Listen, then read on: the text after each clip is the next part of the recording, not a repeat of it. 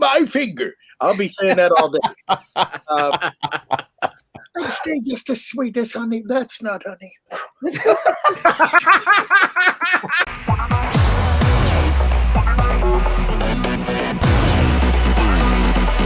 Welcome, friends and fans, to another edition of GalaxyCon Live, where we are bringing the convention experience directly to you.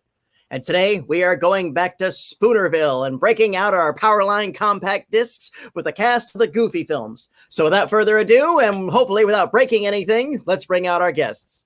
First, coming up, he is an actor whose body of work includes Full House, Hocus Pocus, and is the only actor to have portrayed Batman, Robin, and Superman. Today, he joins us as the speaking voice of Max Goof. Please welcome back our friend, Jason Marsden. What's happening? What's happening, buddy? You got your 3D glasses on? Hey, happy Saturday, Patty. Mars, how you been, my friend? I'm great. What's going on, my fellow short king? I know, right? Shorty, we are little men wearing our little man pants. How are things in your corner of the world? Man, I have no complaints. I'm in Nashville, Tennessee, and it's warm and lovely, and I have, what else can I say? It's great. How about over in your area? Over in Florida, it's hot and it's muggy and it rains every day, but the Florida Board of Tourism does not want the rest of the world to know that. All right, dig it. Absolutely. How are these going on? Is the variety show still kicking? Thank you for asking about that. Patty's talking about the Mars Variety Show, which you can see on YouTube after you're done with this. I got a fourth season cooking in my brain. I'm talking with some other producers about making it bigger and better, and we're gonna feature some fantastic independent musicians and stand-up comedians. Yeah, awesome. As always, my friend, you do some. Hold on, my ride is coming. Can you hear that? Uh-oh. All right, well, you sort out that situation. Let me bring out our next guest. Bring out everyone else. Right. He is an actor and singer whose amazing body work includes the highly undervalued series The Pirates of Darkwater, Animaniacs, and he has been the voice of Disney's Tigger and Winnie the Pooh for many, many years. Today, he joins us as the voice of Disney's longest-running antagonist, the Burly Pete. Please welcome back Jim Cummings. And the crowd went mild. Boom, boom, boom, boom. Hello, everybody. Hello, Jim. How you been, sir? Hey, buddy. Superfluous. Thank you. All right. Very good. All right. Well, you're rocking the Darkwing Duck shirt, as we can see. All right. Let's get dangerous. Jim, as always, welcome back. How you been in your corner of the world? Oh, absolutely wonderful. Daddy's rich and mama's good looking. I stole that line from Jason. And so, yeah, I'm just glad to be here. These are a lot of fun. I getting back to doing them live again is a blessing because we like that. Because, we make our living in dark rooms talking to ourselves. And it's nice to get out and say, oh, you were listening. So it's a good thing. Yeah, absolutely. Of course, we here at GalaxyCon, our physical shows are coming back. But the nice thing is GalaxyCon Live, this format is still going on. We are still pursuing this as well. So we're really getting the best of both worlds. And I'm so excited for this. Of course, gentlemen, I love hosting you on our physical stages. Looking forward to we can do that again. Maybe soon. We'll talk about that later. But in the meantime, let's bring out our next guest. He is an actor and comedian whose credits include RoboCop, the Star Wars parody film Troops, which I still adore, and is the current voice of several Disney characters, including Pluto, Horace Horsecollar, and of course, the beloved Goofy. Please welcome back everyone's friend, Bill Farmer. Good morning, everyone. How are you doing? Good to see you. Good to see you, Bill. And how are you doing? I've been great. Finally getting out of the house after a couple of years. Just was on the Disney Wish, their newest ship, and doing a few radio interviews and playing around on Castaway Cay. So I have no complaints at all. Great That's work. That's a good color there, Bill. Well, I've got one for you if you need one. Yeah. Okay. Well, gentlemen, as always, once again, thank you for joining us here on the GalaxyCon virtual stage. Our team is going through the chat room right now, pulling out the questions for us. In the meantime, I kind of wanted to throw this out. I revisited the film recently, and I was kind of struck with something, and I spoke to some friends of mine who are parents, And they said that some of them saw this when they were a kid and they saw it one way, and then they've seen it now as an adult, and they see it from the parenting perspective. And one of the biggest things that they have said was that they thought Pete was the bad guy, and they sort of realized, no, he's kind of an antagonist, but there's just a little kernel, that a smidgen, that he's actually right about. And the movie is about everybody kind of finding their balance and everything else too. It's right. Like, my kid respects me. It's like, no, his Pete's kid feared him. Yeah. But he had a point though about Goofy did kind of need to put his foot. Yeah, he needed a little guidance. Yeah, absolutely too. So there's a mature underlying current to the Goofy film, and I think that kind of is given it its longevity. Oh yeah, under the thumb. Under your thumb. Gawsh, you're right, Pete. Stop giving him ideas. No, it's probably the most popular thing I've ever done is among the fans that I see at Comic-Cons and stuff. And yeah, they all say, gosh, I couldn't get along with my dad until I saw the movie and became our thing. And the only person I know that it totally messed up is my son, who was about 5 when the movie came out. And people would say, oh, is Max your brother? Is Goofy your dad? I didn't think I had a brother. So it screwed him up for years. But other than that, it seemed to bring a lot of people together. Absolutely. Yeah, but he's recovering nicely. He is. He's doing well. Jim, what's your take on it, especially in Pete and the role he's always played? He's been, again, I will never call him a villain, but he's there to provide the salt against all the sugar. Yeah, well, he's there. He's he's the friction, isn't he? Yeah. He's your nutty uncle, or the bad uncle who's he'd rather say, hey, here, pull my finger. That's high quality. Yeah. Jesting right there. Here, there's those nookies you ordered. Yeah. He's everybody's worst neighbor and nightmare uncle, and I don't know if you'd want him for a dad, but he's fun to have. He's fun to have over for the barbecue. Yeah, that's exactly about right. Especially if he brings his wife. Right. That's right. Hot Peg. I can't believe it. I've been married to 2 Pegs in the Disney universe. Lucky Piquel, and they were both the same woman. They were both April Winchell. Yeah. Okay. And Bonkers was April Winchell. Her name was Peg. That was my wife. And of course, Peg in Goof Troop. How about that? Winchell, she was my wife. So she might be my favorite wife. I'm just at least the name. At least he likes the name. So yeah. Absolutely. Mars, what's your take on the dichotomy between the 2 schools of thought of parenting that this movie puts out? It's funny. People ask me what's my favorite scene in a Goofy movie, and I say this absolutely serious: Goofy and Pete in the hot tub. Sounds weird, but it's the most grounded conversation between these 2 adult, wacky characters, but it's a great conversation about what we were just talking about. My son respects me. My son loves me, that struggle of teenage parenting. And I definitely, I've heard the arguments about, yes, I felt first when I saw the movie as a kid, I felt for Max. He just wanted to go to a concert. And then I grew up and I became a parent. He just wanted to take his son fishing. Right. You'd see both sides of it. That definitely helps with the longevity of it for sure. I always found interesting. I saw a film study report on the movie, and they said that Max is actually the villain of the movie. If you go across the interesting, the formula, he's the main the antagonist, the Darth Vader. Damn. Yeah, I can see that. If you the same logic that in the Karate Kid, Daniel is the real villain. If you look at it, exactly from plot points, almost from a screenwriting theory point of view. Right. Yes. Yeah. It's all fun, all fun little conversations about it, Yeah, so absolutely. Well, as always, and on behalf of myself and our audience in attendance, and anyone who will see this later on our YouTube channel, it's again, guys, thank you so much for this film, and thank you so much for the performances that you brought to it. And again, this film just continues and lingers, and just every time I say, yeah, we're doing a Goofy, but send me the link, some of those too. So once again, definitely has held its popularity. In fact, increased over the. And then, a few years ago, we did a kind of a get together down at the D23 convention where we reunited the cast. Jason and I got to sing a song. Powerline was there. Tevin Campbell to sing Eye to Eye live.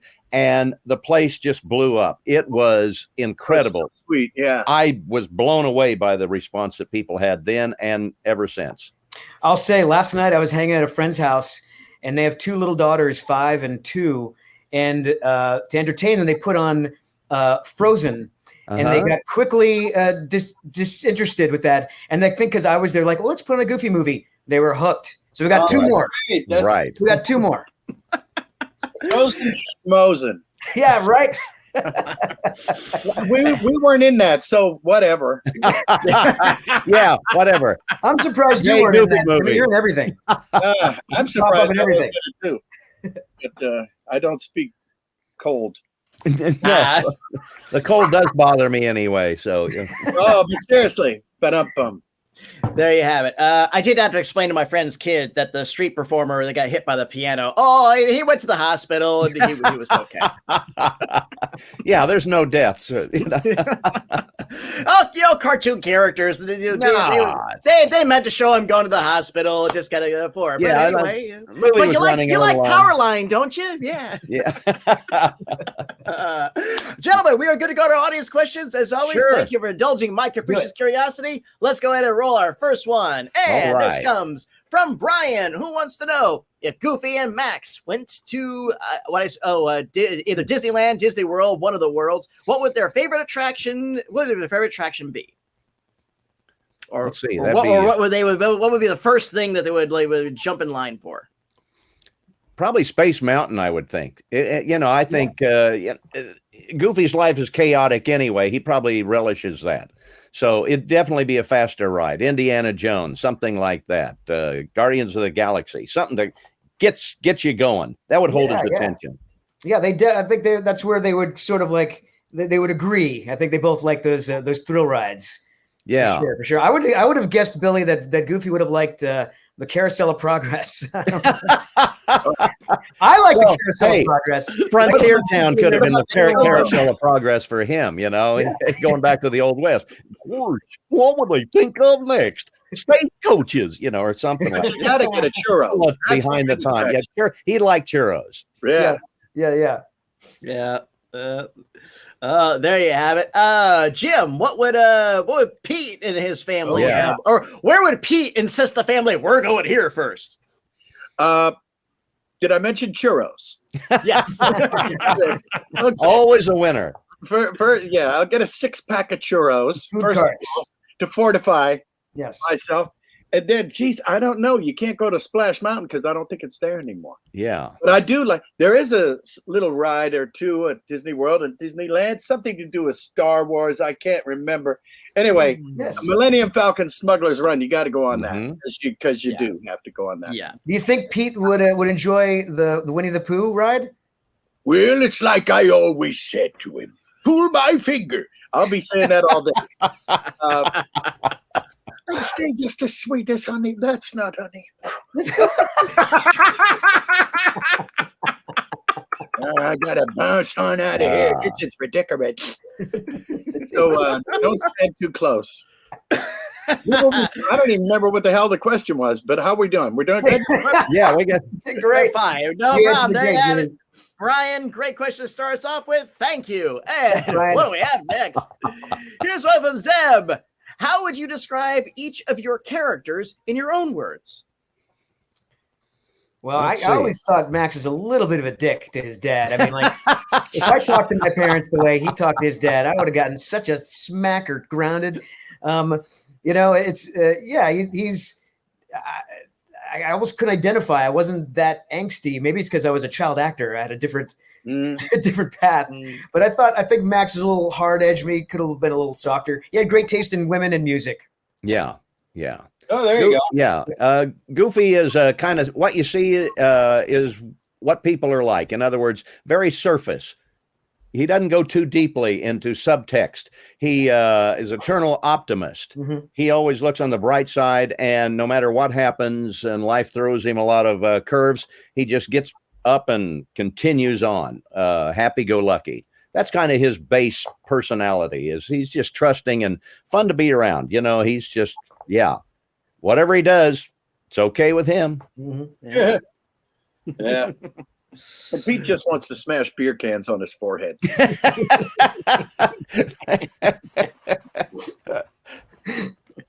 Yeah, I can say that way, you know, and as long as he's in the air conditioning. Yeah, he'd like air conditioning and that big trailer he has. Hey, let's go camping. Yeah, and this that's real camping. Yeah, I think it's glamping with him. Right? Yeah. I think it is. Yeah. Yeah, absolutely. Absolutely. All right, Zeb, great question. Thank you for that one. What's next? And here's one from Jolene. If you could write it, what would be the storyline for a new Goofy movie? Oh, Thank you, Jolene. Jolene. I'm sure no one's ever done that to you, Jolene. Yeah. You wanna kick it off, Billy? Okay. Well, obviously, you know, time has passed. Maybe, you know, Max and Roxanne have gotten together, had a few kids. Now he's you know, Goofy's a grandparent. Maybe gets put in charge of the kids, which would be a bad idea. And the hilarity ensues from that, just that situation. Although these characters really don't age. I mean, Goofy's already 80 some years old and looks the same as he did back in 1930, you know. So he doesn't age that much. Fluctuating. Yeah. Yeah. Depends on the artist, I guess. Yeah. But that'd probably be it. I would imagine, he'd take care of Max's kids. That's a good one. Yeah. Yeah. I always thought about one. I just love music, and I love musicals and music movies, and Goofy movie had such great music. And I thought about like what if like Goofy, like Max is in a band and they go to like a Coachella like festival, and Goofy has to go, but he ends up running into his old bandmates, and they're sort of like, you know, Jimmy Dickens-ish, you know, Gretel Opry style band. Yeah. But they end up being more popular than Max's band because, you know, Goofy's, you know, much more carefree on stage. Right. That's just what. That'd work. Yeah. Yeah. Yeah. Pete would start a jug band to accompany. Yeah. Yes. Oh, it would not be pretty. If there was a Pete movie, Yeah. what do you think a Pete movie would be about? And I mean, why not? They're doing, I mean, not that he's a villain, but, you know, you got Maleficent and all that. Like, why not a Pete movie? I'd watch a Pete movie. Oh, I would too. Especially if it was me and not Jim Goodman or something. No, we do a terrible. Yes, I'm in. All right, there you have it. If I had to do a pitch, I would just a Goofy wedding. A Goofy wedding. Okay. But Goofy finally finds another wife, and we don't even know what happened to the first one. Exactly. Either that or Max ties the knot, you know? Yeah, father of the bride kind of thing. Yeah. I think that's just Where's Max's mom? Who is Max's mom? That right there, the search for that. It could be a whodunit, NCIS. That's the search for Goofy's wife. The search for Christopher Robin would be eclipsed completely. Well, there you have it, Jolene. Get those right in the ideas, and we'll get something started. Thank you. And here's one from Brian, or a different Brian. Do each of you have a favorite memory from working on the film? Oh, I do. I do. Other people were doing their lines, and I went to sleep on the floor because it wasn't my line. So, you know, no, I thought it was great. I wish I had a song to sing in it. That's all. You know? Right? Yeah, man. But it was awesome. Gosh. God, that was a long time ago. Yeah. Yes. Actually, we started, I think, in '93. I mean, like 2 years before the movie came out, because it went through a lot of iterations through the years. Originally, it was a Goof Troop movie. They had the DuckTales movie after the series, and then they wanted a Goof Troop movie. And I think we even recorded at least one day of dialogue on a Goof Troop movie. Then they scrapped that, and they wanted to make a buddy picture. And gosh, they went around the barn to kind of find out the personalities of how serious should Goofy be, how kind of traditionally was in Goof Troop or higher energy. I mean, they did a lot of soul searching for this, and we added a lot of depth to the characters that we hadn't had before. We never had to, Goofy had never really had to be a worried father, worried about his son. These emotions were kind of we brought out in the movie, and that was kind of the difficult part, but it was fun to add to the character and make him more than he was before. Plus he had an afro. That's right. That was in Extremely Goofy movie. Yeah, he did that. Yes, it was. I remember I love meeting Pauly Shore because I was such a fan. And I just remember him being like, I want to do something a little different, than the buddy, but that's all he did in the movie. So but it worked. That's what we wanted. I think my favorite memory is Billy is watching you work out that line. How many cups of sugar does it take to get to the moon? I did probably 25 different types, times. And I think they took take number 2, just to give me exercise. It wasn't because you were doing it poorly. It's just like, how do you say a line like that? It's such a weird line. How many cups of sugar does it take to get to the moon? I said, that'll work, The Phoenicians came up with that, wasn't it? I think that it's one of those, Jimmy? parallels. I think this is popping in my brain, and I think I have it around here somewhere. But I think it was the first time I really worked with you. And I remember being so excited because I had a Darkwing Duck coloring book, and you autographed it, and I still have it. Oh, really? Geez. And I still have this shirt. Yes. Ain't dangerous. Yeah, man. Oh, that's good stuff. Life is good. Nice. There you have it. Brian, great question. Thank you. Yeah. Hey, what do we have next? Hey, here's one from Andre. If you were to write a book about your life, what would it be called? Goofing your way through life, I guess. I don't know. This is such a strange business to get into. There is no Goofy 101. You don't plan for this kind of thing. You hope it could happen. And, as a kid, you think, gosh, wouldn't it be neat to do cartoons and be in Hollywood and all that kind of stuff? But you generally don't think that's really going to happen. So and it just there's a lot of serendipity to this. You get lucky with an audition and they keep you around a number of years. So, 5 syllables. 5 syllables. That's good. Mine would be, oh, bother, the Jim Cummings story. Oh, bother. Well, that'd be perfect. That'd be perfect. Much better than don't bother. See? Yeah.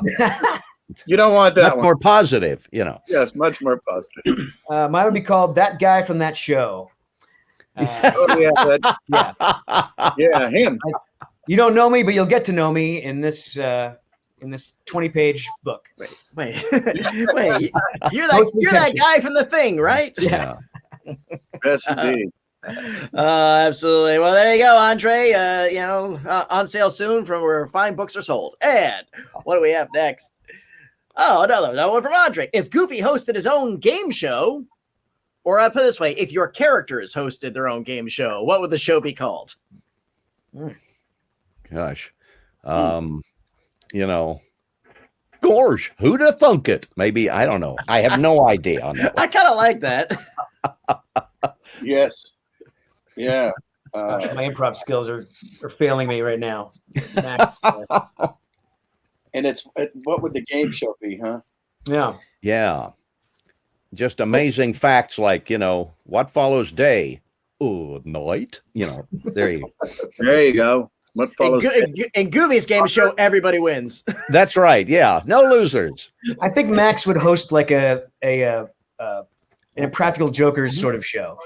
Yeah. And he and PJ and Huey, Dewey, and Louie would all get together, and Webby and do pranks on people. Yeah. I can see that. I don't know what I'd call it though. Yeah. What would I call it? Jeez. Mine would be something about pull my finger again, I would imagine. Whether you win or lose, you get to pull my finger. Ooh, you got on the Smell-O-Vision. Oh, that's not right. Smell-O-Vision coming soon to Disney Plus. Yeah. Oh, you won. Tell her what she's won. It smells. Okay. Nose plugs, you know. If nobody wins, Pete actually keeps the prizes. Yeah. Yeah, there you go. Host should keep the prizes, I think. That's what it's called. You lose, I win. That's it. Yeah. Yeah. It's called Heads I Win, Tails You Lose. Right. Yeah. There you have it. All right, Audrey, there you go. And let's roll another one. From Dante. Ooh, what is everybody's favorite song from the movie? Probably The Open Road. It's got so many of the characters in there that are singing along. I mean, even corpses are singing, so you can't do wrong with that. And it's a happy, bouncy, fun song. And I think we recorded that the first day of recording. As I remember, the songs were first before we even did any of the movie. And but I love doing the songs. That's what I missed in the second movie. No songs. I like them. Yeah. I like Lester's Possum Park. Yeah. It's too much fun. That's funny too. That's true. I'll go with that one. Yeah. Let's just Yeah. I forgot about that. That's like a place in Mississippi that would Yes. I'm there. Yeah. Let's go camping. We'll go. You might have seen a band or two like that, Jimmy. Maybe. Well, yeah. Yeah. There you have it, Dante. Thank you. Yeah. What's next? Hey, here's one from Gio. Wow. What would you want to see in a live action version of a Goofy movie? Who would you want to see? Or who would you want to see? Oh, yeah. Myself, but Well, other than us. that, Yeah, us. That that's a good question. We'll let Jim Carrey play Pauly Shore. No, Yeah, that'd work. I don't- Yeah. You could have well, he's not around anymore. Jim Varney would have been good as Goofy. Could have Yeah, totally. Yeah. It's been. true. It Yeah. worked. Yeah. That's a good question. Who would play Max? Play man, one of the kids from Stranger Things, probably. Yeah. Yeah. Some new preteen celebrity. Teen heartthrob. Yeah. Oof. Yeah. Yeah, that's true. And the kid with the curly hair, he could be Pete. He's older now, isn't he? Yeah. He's so funny. Yeah. About 40 by now. That'll do. Yeah. Yeah, there you have it. That works. All right, Gio, thank you. Hope we answer that all right there. Hansel wants to know if Pete had his own song in the movie, what would it be about? Ooh. Oh, world domination. Yes. Pulling fingers. I don't. That's a good question. Pressing the poor, pulling fingers. Yeah. Staying upwind. Yes. There's God, my mind is reeling and I can't say any of them. Under your Pete- thumb. Under your thumb. Something. Under your thumb. That's yeah. And making it a little bit meta, it would be be prepared from Lion King, but the lyrics would be lyrics would be changed up. Yes, that's true. Hold my finger. Like a smart person, Hakuna Matata. So Yeah. thank you. You're welcome. Yeah, something. Boy, I have a lot That's of a good question. here today. Yeah. Sorry, world. Yeah. How about you boys? What direction would you point Pete in musically? Yeah. Oh, I definitely something about parenting. Yeah. Mm. Yeah. His the best parent, you know. Something with a tuba solo, I would think. Sure. Spare the rod and spoil the child, or something like that. Yes. He'd be a tough dad, I would think. Yeah. Sure. Yes. Yeah, it'd be something like. I'm Be like- surprised when they never take advantage of people who can sing outstanding like Jim Cummings does often. Like I think about like Mulan when you had Eddie Murphy who can sing, who put out albums and they had like that one line in that song. Is like, did they ask him to do anything at all? Especially that character. I don't know. Huh. Creative process Not is so strange. Donny Osmond got a little work out of that, though. He did. Yeah. Yeah. But BD Wong can sing, right? He was in Miss Saigon, I believe. Oh, okay. I believe you're right. Yeah. Yeah. It's sometimes, folks, these things are out of our hands. Most of the time. True. Most of the time, yeah. I thinking about it now, I could have seen Pete do explaining to Goofy about like his day, like it's like I come home at 5:30, I kick my feet on the floor, my dinner's ready at 6:04. My kid shows me his homework. I not. Hold on, let me get to the drum kit. Yeah, Yeah. but just how everything in the house is synchronized all around him, and it's all like on his schedule. And sure. So you've been looking in my window, haven't you? Okay, that explains the alarms going off. All right, it was me. Hansel, great question. Thank you. What do we have next? And here's one from Terry. What is everybody's top 3 favorite cuisines? Number one, Chinese, Japanese, Chinese, Asian food is my favorite, and I need one more, probably pizza. So Italian. If I want to nap afterwards. Yeah, I will never turn down pizza. I like burgers, and I like seafood. I'm from Rhode Island. I grew up on lobster and clam cakes, so I have a soft spot for that as well. Yeah. Yeah, I like Cajun food, Creole food. Yeah. I'm pretty crazy about that. That's for sure.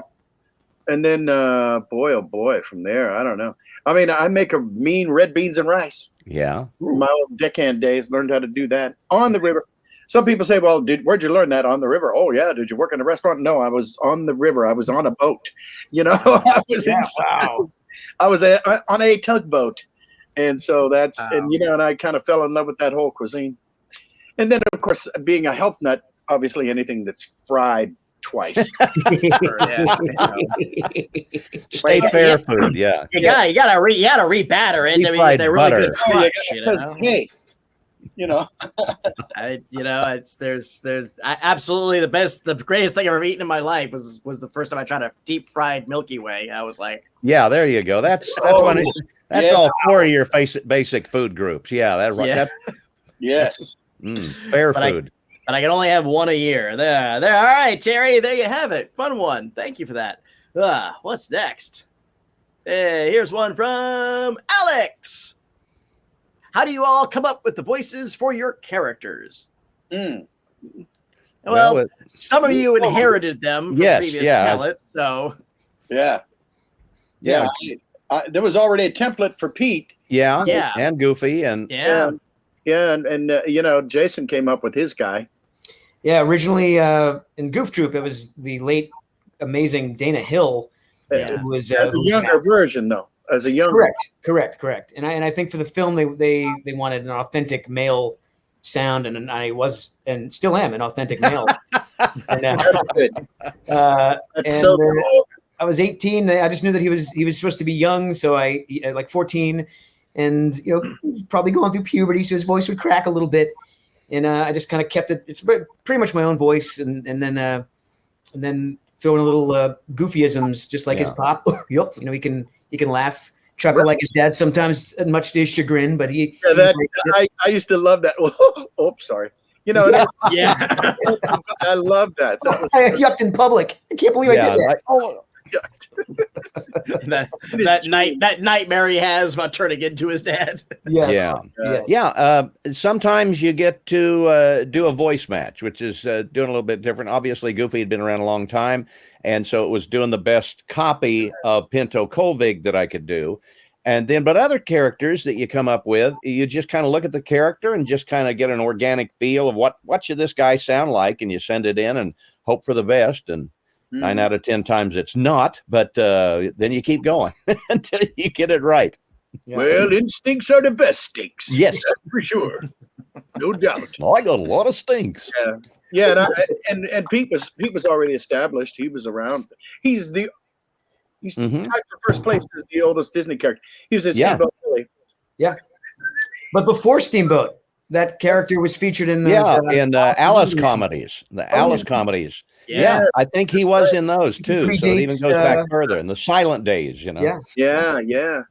Wow. Yeah. So it's been a long, hard road, but Yes, here we are. someone's got to do it. Yes. What for each of you? What are the challenges of doing the voice match? I assume they bring you in, you watch the tapes, and you work on it. Was there a moment where maybe you were watching the old footage of your predecessors and you think, okay, I think I can that's my starting point. I think I can work off of that. Was there a moment you felt that way, or was it just immersed into it and you just gamed it out?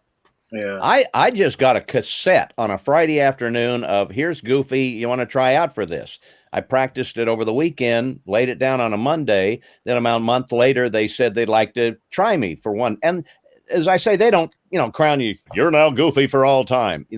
One job, and you hope they call you back. And then a month later, they call back and do it again and again. And now, after 35 years, they're still calling. So I guess I got the job. Yeah. But you never know. So it's really just, it's as simple as just trying to match what's on the cassette tape. And, Goofy was my favorite Disney character when I was growing up. So maybe I had an affinity for that or practiced the voice around the house. But, there's hundreds and thousands of people that try out for these things. On a show that we have, Amphibia, there's a young frog named Sprig. I'd heard from Matt Brawley, the creator. They went through 1,600 actors to find his voice. So, a lot of people out there trying it out for this. Yeah. I haven't done a lot of voice matches, but what is tricky and what Jim does so beautifully, because he does it. You do it a lot with the Winnie the Pooh characters and almost everything that you match in the Disney movies. But it's not just matching, but also making the character your own and giving your own flavor to it, because you can't just do a carbon copy. Yeah, it sounds like an imitation. You got to breathe your own life into it, and that's the biggest challenge for me, because all right, I got to sound like this guy, but I got to be comfortable enough to put some Marsden into it. Yeah, and Jimmy, you just do that effortlessly. Well, I don't know about that, but thank you. I'll take it. Yeah, the thing for me is, the way that I approach this, because I've got a few that are voiced like Tigger and Pooh, Pete, obviously. These are characters that have been around before me, before I was born, some of them. Right. So, the thing is, and this is an odd little trick here, but you have to know who it is. Like if Pooh coughs, or Tigger blows his nose, or, Pete clears his throat, you have to, that was Pete, not saying anything, not singing, not doing anything. You just want him to, you want, excuse me, it has to be, I think that was Tigger, or, that's kind of a way to sneak in, and some characters are in the mask and and I remember the first of all people, Mark Hamill. Anybody know him? Oh yeah, I've heard of him. Yeah, we were doing the Tasmania show back in, I guess, the 90s, and he had just taken over as the Joker, and he was in the studio next door. And everybody's going, hey, Jim, Mark Hamill's over there. And I go, oh, great, I want to meet him. He goes, no, he wants to meet you. And I go, no, he doesn't. I want to meet him. I said, let's get this straight. And I go over there, and speaking of, copping voices and doing that, he goes, hey, so it's great to meet you. Okay, give me some Tigger. What? Well, okay. Oh, that's good. See, it sounds just like, okay, Darkwing, come on, give me some Darkwing. I go, well, I am the terror that flaps in the night. He goes, good. Now that's in the mask. And I went, okay. And then I realized, wow. And then and then he says, give me some Pooh. And we did like 4 or 5 characters. I go, okay, time out. You're not getting to meet me. I'm getting to meet you. Hey, look, damn it. Wow. And it was just one of those crazy things. And we're standing there in the parking lot, and my mom's in the background. What? Mark Hamill. That's amazing. He's famous. He wasn't just fangirling. He was trying to figure you out. Yeah, he is fun. Yeah. Okay, what's this guy doing? How's he doing? Yeah. How's he doing? Analyzation. You're not meeting me. I'm meeting you. Yeah, man. So, But anyway, yeah, that's how I do it. I sneak in through a sneeze or a cough or you clear your throat. You have to know which character it is. And if you can do that, then you can probably pull off the character. Yeah. Right. Wow. Yeah. That's fantastic. Great question. Thank you for that. I think we got time for one more. Let's see if we can go out on a really fun one. And this is going to come from Chef Goofy. Wants to know whatever happened to Roxanne. Wow. Roxanne. Worse, Max. What did happen to her? Who knows? Well, look at the movie, for crying out peacups. I mean, he's a liar. He's terrible to his dad. She probably wised up. Is like, I could do better than this. She dumped him for, And I'm hoping that they're still friends somewhere along the way, or maybe they rekindle. But as you get older, you have relationships in junior high and high school. Everything, we all change and evolve. And like I said, she wised up. Yeah, she dumped him for someone in Big City Greens, or who knows what. We will find out in the Goofy Wedding movie. There you go. Right. She works at a 7-Eleven in Pacoima as well. There you go. Yeah, I was tough on her after. I would love it if she ended up with PJ. That'd be funny. Yeah. That'd be funny. Yeah. Max, do you mind? No, man, it's fine. Yeah. It's all good. I could FaceTime Rob right now and hold him up. Yeah, find out. Maybe that would teach all of us a lesson. Are you with Roxanne? Yeah. I know. We got to get Rob to join us in these. Yeah. These things here. Yeah. That would be absolutely wonderful. GalaxyCon. Yeah. Well, there you have it, Chef Goofy. And gentlemen, as always, it's been an absolute delight. Any final words for our audience before we take our leave? Gawsh, keep going to the movies. Who knows? Thanks for joining us. We really appreciate it, because it's without the fans, we're just doing this in the bedroom for no reason. That's true. Be nice to your parents out there. Don't change them. Don't lie. Be honest. And yeah, thank you so much for digging the movie as so hard as you do, and giving us an excuse to come out here and do stuff like this and hang out with each other. So appreciate you guys. Yeah, and follow your dreams. Be nice to each other. Yes. Yeah. That's Please. Yes, absolutely. That's it. As you can see, I've been dieting. New movie. I've been dieting. That's great. Gentlemen, as always, it's been my absolute pleasure to serve you all once again. Thank you for joining us on the GalaxyCon virtual stage. Thank you to our audience for joining us. Thank you all for your great questions. Hope to see everybody again soon. Until then, bye-bye. Take care. And remember, if you accidentally drop a piano on a street performer, at least call 911.